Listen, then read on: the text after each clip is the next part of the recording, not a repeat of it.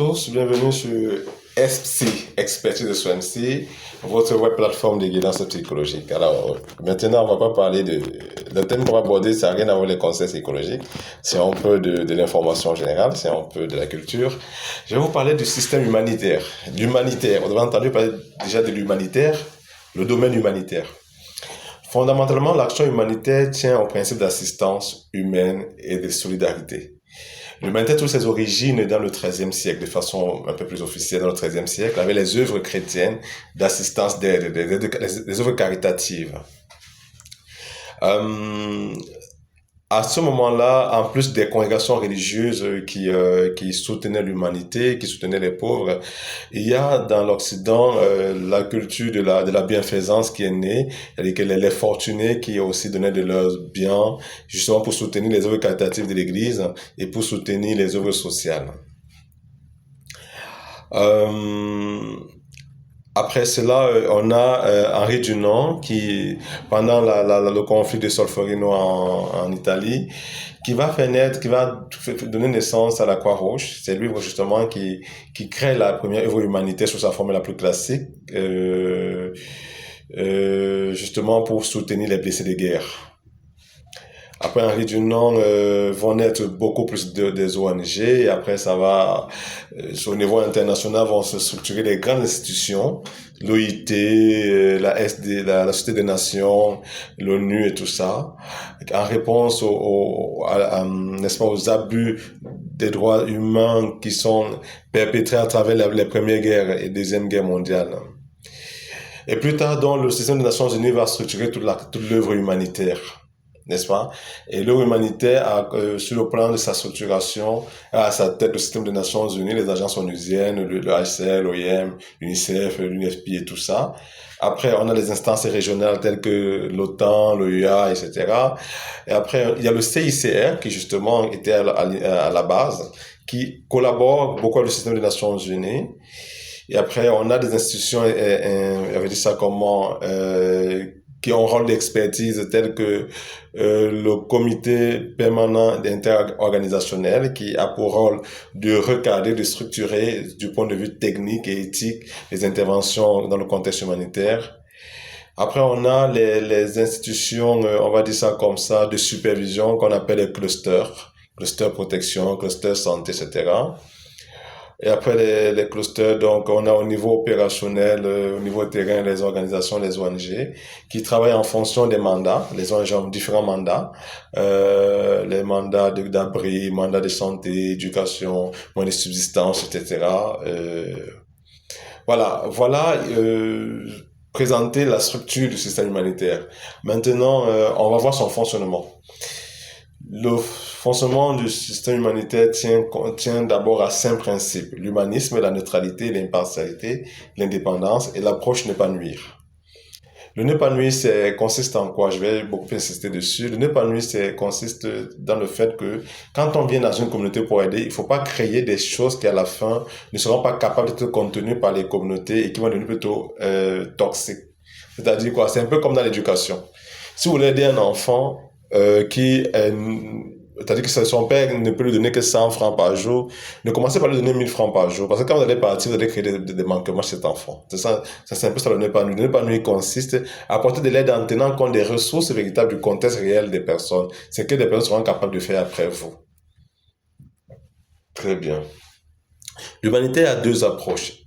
Pour intervenir sur le terrain, les organisations, les systèmes des Nations Unies optent soit pour ce qu'on appelle l'approche intégrée, soit pour l'approche des camps. En général, quand il y a des conflits, quand les gens fuient après les déplacements, on peut les regrouper dans des camps. Ça, c'est une approche. On appelle ça des camps de réfugiés, les camps de déplacés et tout ça. Ça permet de contenir les personnes et d'apporter de façon mesurée et efficiente, rationnelle, une réponse à leurs besoins. Donc, il y a l'approche intégrée. Il y a des situations où les gens ont subi des guerres, ne sont pas partis, sont dans leur communauté, subissent des conséquences. Alors, on vient rencontrer des personnes dans leur communauté c'est ce qu'on appelle l'approche intégrée. Donc, le système humanitaire intervient soit par l'approche de la création des camps d'assistance dans les camps, soit par l'approche intégrée, c'est-à-dire en rejoignant les gens dans leur communauté, en les aidant à se reconstruire progressivement. En général, l'action humanitaire passe par quelques étapes. C'est-à-dire qu'après une crise, on va progressivement dans la réponse aux besoins. D'abord, il y a ce qu'on appelle la situation d'urgence. C'est-à-dire quand les gens sont encore sous le choc, la crise ne s'est passée, le mode de réaction, d'intervention n'est pas le même que quand les gens sont déjà assez stables. Après ça, quand la réponse dans l'urgence, c'est vraiment éviter les morts, c'est éviter la mort, c'est éviter l'effondrement. Il y a pas sur le plan infrastructurel, il y a rien qui se fait. C'est vraiment apporter la nourriture, soigner rapidement. Et parfois, les conditions dans lesquelles on travaille sont des conditions d'extrême précarité. C'est dans la pause d'urgence, c'est là que vous allez voir beaucoup de tentes. C'est-à-dire que on intervient plus dans les tentes. On arrive rapidement, on monte une bâche, on monte une tente. Et là-dedans, on fait des opérations. Là-dedans, on fait des accouchements. Là-dedans, on donne la nourriture, etc. C'est vraiment question seulement de contenir les gens. Après, quand c'est plus stable, on passe à ce qu'on appelle les réhabilitations, la reconstruction. On commence à créer des cadres un peu plus structurés en fonction des besoins qui ont été identifiés pour apporter une aide, on va dire ça comme ça, plus présentable. Et quand on est, la reconstruction, c'est vraiment plus une affaire logistique. C'est-à-dire que c'est un indice qui montre que sur le plan logistique, qu'on est en train d'évoluer dans l'aide. Et que les populations, qui montre aussi que le bien-être a évolué. Les questions de bien-être sont améliorées. Après ça, on passe à la résilience. La résilience, c'est plus social. C'est-à-dire, quand on a créé des cadres pour aider les gens, après, on va voir comment les gens eux-mêmes se déploient pour se reconstruire. Ça, c'est la résilience. On voit comment les gens commencent à prendre des décisions, à se repositionner par rapport à ce qui s'est passé, à se positionner par rapport à leur avenir, ce qu'ils souhaitent pour eux-mêmes, des décisions qu'ils prennent pour leur propre vie. Et là, en situation de résilience, le système humanitaire accompagne juste les communautés dans leurs décisions.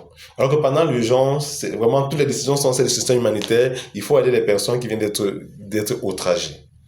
Après la résilience, on passe à la phase de développement. La phase de développement, c'est la phase au cours de laquelle on passe aux décisions durables, aux prises de position assez définitives.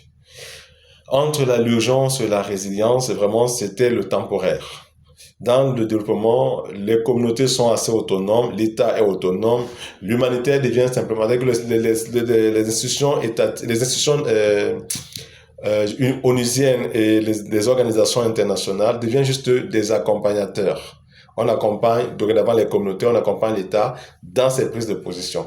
Voilà un peu comment se déroule l'action humanitaire. Et ça peut se faire, ces 4 étapes peuvent se faire pendant des dizaines d'années. C'est-à-dire, c'est pas, les urgences en général, c'est pendant les 3 ou les 4 premières années après la crise. Après viennent les réhabilitations qui peuvent prendre encore 2, 3 ans, 4 ans. La résilience, c'est vrai que la résilience, parfois, on peut l'évaluer au niveau individuel, mais la résilience plus globale, parfois, c'est très entremêlé avec la phase des réhabilitations, en fait. Le développement, c'est beaucoup plus après, et ça, c'est l'État qui prend des positions. Alors, le but de l'action humanitaire, voilà, on l'a dit, l'action humanitaire, c'est pour répondre aux crises, hein, c'est pour répondre aux crises. L'humanitaire, c'est quelque chose de je vais dire ça, très mitigé. Du coup, pour comprendre l'humanitaire, il faut comprendre ces différents types d'interventions. Le premier type d'intervention, c'est ce qu'on appelle le secours en cas de catastrophe, qui renvoie à une réponse organisée pour atteindre les résultats d'une catastrophe. C'est-à-dire, quand il y a une catastrophe, le type d'intervention qu'on apporte est très spécifique. Après, il y a le secours d'urgence, qui est une aide immédiate à la survie des victimes. C'est-à-dire, les gens viennent de fuir la guerre, tout ça. Ça, c'est le secours d'urgence.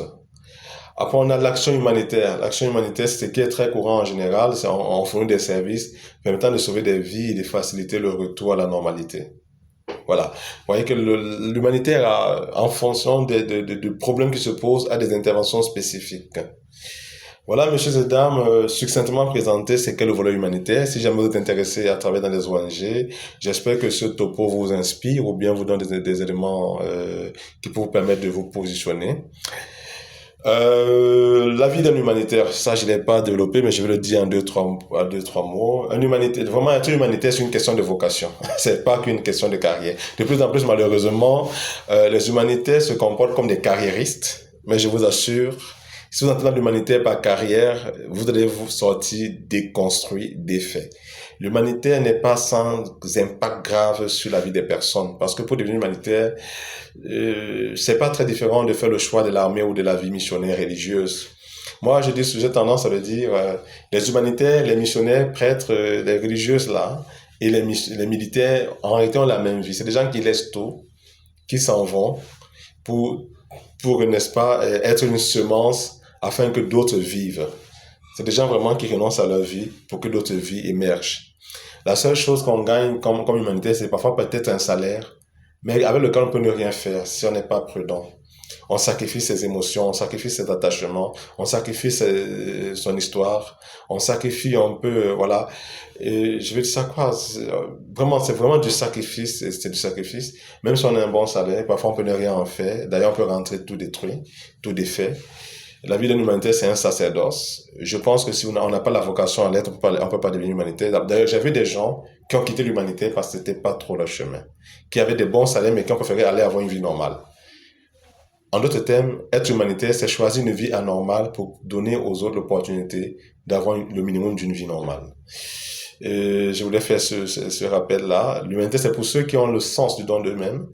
Si on veut revenir un peu aux classifications de typologie de personnalité, pardon, aux classifications de typologie de personnalité en psychologie, je pense que les humanitaires sont les catégories, je sais pas trop bien quel auteur de cette typologie-là, j'ai un peu oublié, A et B, parce qu'il y a A, B et C. Les A et les B sont des gens qui sont un peu plus dans le registre de la névrose, ceux qui s'oublient en pensant plus aux autres. Donc, l'humanité correspond plus à ceux-là. De plus en plus, malheureusement, il y a ceux de la catégorie C, ceux qui pensent plus aux autres et qui abusent d'autres pour être eux. Ils entrent beaucoup plus dans l'humanité pour le retour pécunier, ils deviennent des carriéristes. Et de plus en plus, ils tuent l'esprit humanitaire. Monsieur, cette dame, voilà mon petit partage d'expérience et de quelques petites notions que je voulais voilà mettre à votre disposition pour ceux qui veulent devenir humanitaires. À vous revient le choix et je vous souhaite le meilleur dans vos décisions. À très bientôt pour notre prochain tuto.